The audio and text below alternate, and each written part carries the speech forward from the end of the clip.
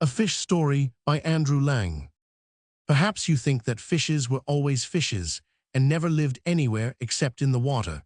But if you went to Australia and talked to the black people in the sandy desert in the center of the country, you would learn something quite different. They would tell you that long, long ago you would have met fishes on the land, wandering from place to place and hunting all sorts of animals. And if you consider how fishes are made, you will understand how difficult this must have been and how clever they were to do it. Indeed, so clever were they that they might have been hunting still if a terrible thing had not happened.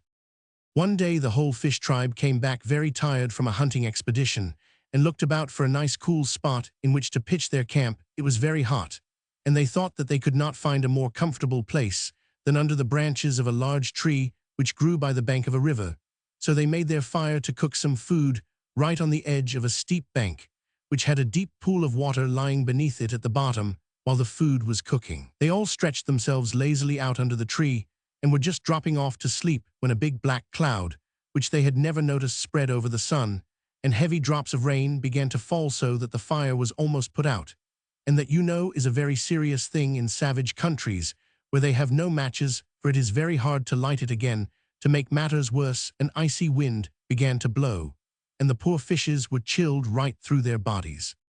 "This will never do," said Thuggai, the oldest of the fish tribe. "We shall die of cold unless we can light the fire again."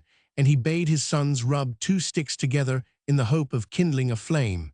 But though they rubbed till they were tired, not a spark could they produce. "Let me try," cried Birnuga the bony fish, but he had no better luck, and no more had Cumble the bream nor any of the rest.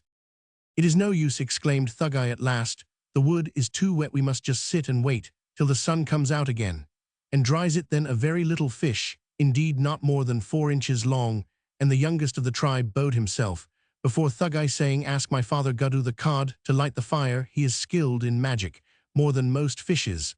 So Thuggai asked him, and Gudu stripped some pieces of bark off a tree and placed them on top of the smoldering ashes. Then he knelt by the side of the fire and blew at it for a long while, till slowly the feeble red glow became a little stronger, and the edges of the bark showed signs of curling up.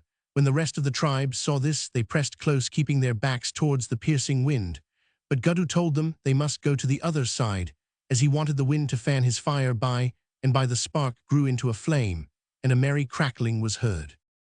"More wood," cried Gudu, and they all ran and gathered wood and heaped it on the flames, which leaped and roared and sputtered. "We shall soon be warm now," said the people one to another. "Truly Gudu is great."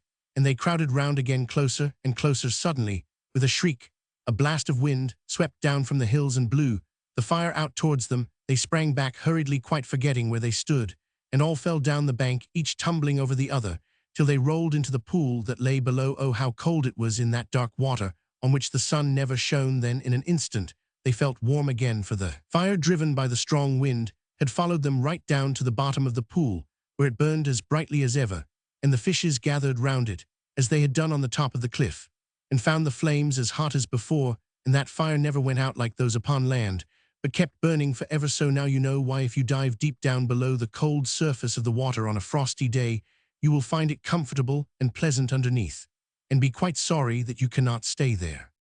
Australian Folk Tale.